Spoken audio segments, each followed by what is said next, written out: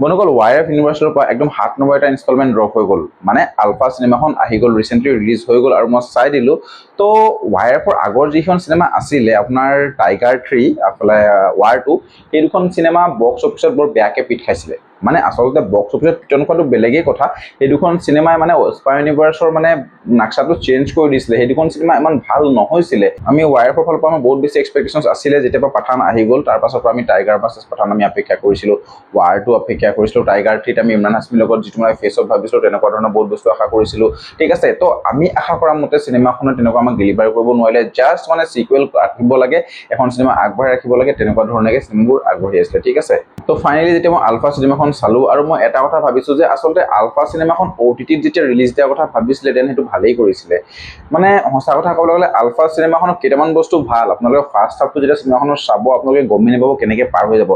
first হাফটো বহুত বেছি engaging হয় কেতিয়া ইন্টাৰভেল আহে গমে পোৱা নাযায় আৰু ষ্টৰী টেলিংটো বহুত বেছি ধুনীয়া হয় ঠিক আছে আলফা এটা সিক্ৰেট প্ৰগ্ৰেম হয় সেই সিক্ৰেট প্ৰগ্ৰেমত কেনেকুৱা ধৰণৰ সোলজাৰবোৰ তৈয়াৰ কৰা হয় আৰু কিয় তৈয়াৰ কৰা হয় আৰু তাৰ মাজত আলিয়া ভাট কেনেকৈ সেই আলফা চিৰামটোৰ মানে ভুক্তভোগী হয়গে তো বহুত বস্তু আমাক সেই মানে ফাৰ্স্ট হাফটো দেখুৱা যায় আৰু সেই আলফা চিৰামটো যেতিয়া আলিয়া ভাটৰ গাত যায় তাৰ পাছৰ পৰা আলিয়া ভাট একদম সুপাৰ গাৰ্ল একদম মানে বহুত বেছি ডেঞ্জাৰাছ একদম ডাঙৰ সুপাৰ গাৰ্ল বহুত শক্তিশালী হৈ থকা নিচিনাকে আমাক চিনেমাখনত দেখায় কাৰণ এনেকুৱা বস্তু মানে এই আলফা চিৰামটোৰ পৰা হয় যে আপুনি মানে ইমাজিন কৰিব নোৱাৰে অৰ্ডিনাৰী মানুহবোৰ যেনেকুৱা হৈ থাকে তাতকে বহুত বেছি বেলেগ ধৰণৰ সোলজাৰ নিয়তি বনি যায় যেন মানে অকমান কিবা শব্দ শুনিলে যেন একদম হৱাপতকৈ বেছি খাৰা কাণ হৈ যায় তেনেকুৱা ধৰণৰ বস্তু মই দেখুৱাইছে গুলি একদম অহাটো ডাইৰেক্ট দেখিবা একদম সাইড হৈ দিয়ে তেনেকুৱা নিচিনা বস্তু আমাক কিছুমান দেখাইছে ঠিক আছে তো সেইবোৰ ডিটেইলিং কৈ থাকোতে আপোনালোকৰ একশন সিনখিনি বহুত বেছি ধুনীয়া দেখাইছে কাৰণ ফাৰ্স্ট হাফটো কেনেকৈ ওলাই যায় গমেই পোৱা নাযায় আৰু সঁচা কথা ক'বলৈ গ'লে চিনেমাখনৰ বেষ্ট আছিলে একশন সিনখিনি ঠিক আছে আমাক বহুত বেছি কাৰ চেজ বা ট্ৰেইন চেজ একদম হেলিকপ্টাৰ ফাইট একশন VFXত মানে একদম বহুত বেছি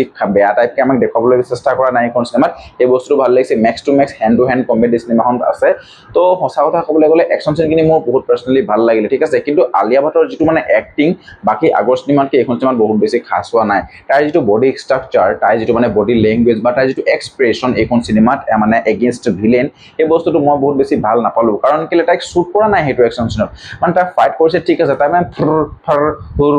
মানে এইবোৰ মানে যি মুখৰ একশন দেখুৱাই আছে সেইখিনি বস্তুত মানে বৰ বেছি ভাল নালাগিলে কিন্তু মানে বহুত অভাৰ কৰিলে ঠিক আছে ফাৰ্স্ট হাফতে চাৰ্ভাৰিও আহি যায় আৰু চাৰ্ভাৰিৰ এক্টিংটো আপোনালোকে অকমান ভাল পাব নোহোৱা নহয় কাৰণ তাইক অলপ নেচাৰেল টাইপ ফিল হয় চাৰ্ভাৰি আৰু আলিয়া ভাটৰ যেতিয়া ফেচ অফ হয় সেই ঘৰটোৰ মাজত যিটো ফাইট লাগিব সেইটো কিন্তু বহুত বেষ্ট এটা ফাইট সিকুৱেন্স আছিলে বৰ্তমান ইণ্ডিয়ান চিনেমাৰ তাৰ মাজত এটা ফেমিলি এংগুল বায়েক ভনীয়েক বাপেক সেইখিনি বস্তু এই চিনেমাখন আপুনি হজম কৰিব লাগিব আৰু একদম বেষ্ট মইতো ৰিভিল কৰি দিছো যে এইটো ট্ৰেইলাৰটো আচলতে দিয়ে দিলে কাৰণ ঋতিক ৰোশনক ইয়াত দেখুৱা যায় ঋতিক ৰোশনক হয়তো মই মানে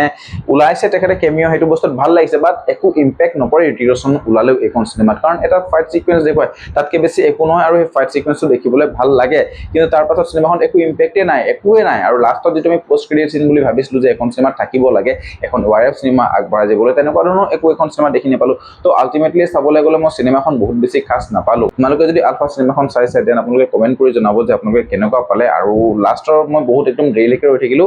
নাই ভাই একোৱে নাহিলে অকল এটা মানে একদম পুৰা শৰ্ট টাইপ গান এটা আহিলে সেইটোকে এনজয় কৰি আৰু গুচি আহিলো বেলেগকৈ একো নাপালো জাষ্ট এটা অনিল কাপুৰৰ ক্লিপ আছে যে ইয়াৰ